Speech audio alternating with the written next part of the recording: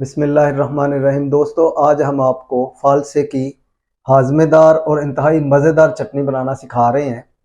ये चटनी आप कई महीनों तक इस्तेमाल कर सकते हैं।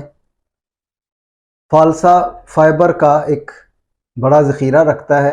अगर बीजों समेत इसको चबा के खाएंगे तो आपकी स्कील ग़िज़ाओं को भी ये हज़म करने की सलाहियत रखता है।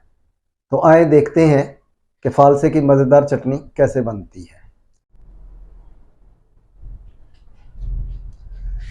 अगर आप 1 किलो फालसे की चटनी बनाना चाहते हैं तो आपको इसके लिए चाहिए होगा 1 किलोग्राम फालसा, 1 किलोग्राम चीनी, चौथाई चम्मच काली मिर्च, चौथाई चम्मच नमक, आधा लीटर सिरका और 1 गिलास पानी। इन चीज़ों को बाहम मिला के तो ये चटनी तैयार की जाएगी। फालसा आप बर्तन में लें, खुले बर्तन में लें, इसको चीनी से डांप दें।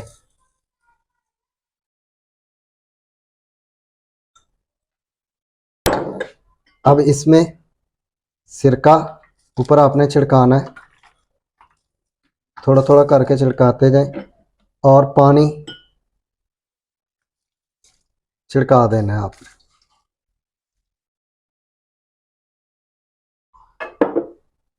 इसके बाद इसको ढक के रख दें 7-8 घंटों के लिए। अगर आप शाम को ये अमल कर रहे हैं तो फिर रात भर पड़ा रहने दें। अगर सुबह कर रहे हैं तो फिर 7-8 घंटे इसको ऐसे ही पड़ा रहने दें। अब फालसे, चीनी और सिरके के मिक्सचर को दरमियानी आंच पे चूल्हे पे रख दें।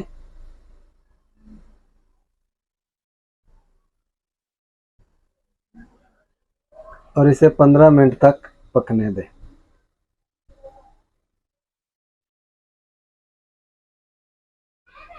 देगची को ऊपर से ढांप दें ताकि भाप से शीरा अच्छी तरह तैयार हो जाए।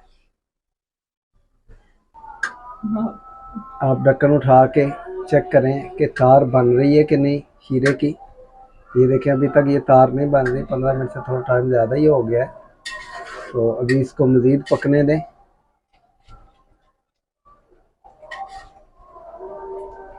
जब तार बनने लगे उस वक़्त इसमें चौथाई चम्मच पिसी हुई काली मिर्च और चौथाई चम्मच नमक शामिल करेंगे।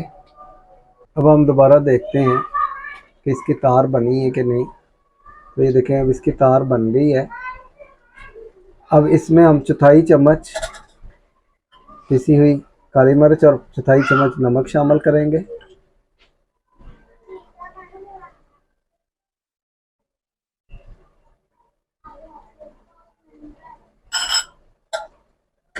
पिसी मिर्च और नमक शामिल करके अब आप इसको अच्छी तरह मिक्स कर लें और चूल्हा बंद कर दें।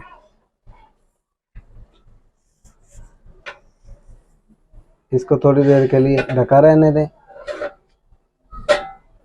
और ठंडा होने दें। ठंडा होने के बाद इसको फिर हम जार में शिफ्ट कर लेंगे। ठंडा होने पे चटनी को आप जार में मुंतकिल करें और इस्तेमाल करने के लिए आपकी चटनी तैयार है। इसे ख़ुद खाएं और अपने मेहमानों को पेश करें। ये इंतहाई मज़ेदार और लजीज चटनी जो आपकी ख़ुराक को हज़म करने में भी आपकी मदद देती है। तो हाज़मेदार चटनी आपकी तैयार है फालसे की। आप भी इसको ट्राई कीजिएगा। हमारे चैनल को सब्सक्राइब कीजिएगा और शेयर कीजिएगा इस वीडियो को, ताकि ज़्यादा से ज़्यादा लोग इस तरह की मज़ेदार चटनी खुद बना सकें। शुक्रिया।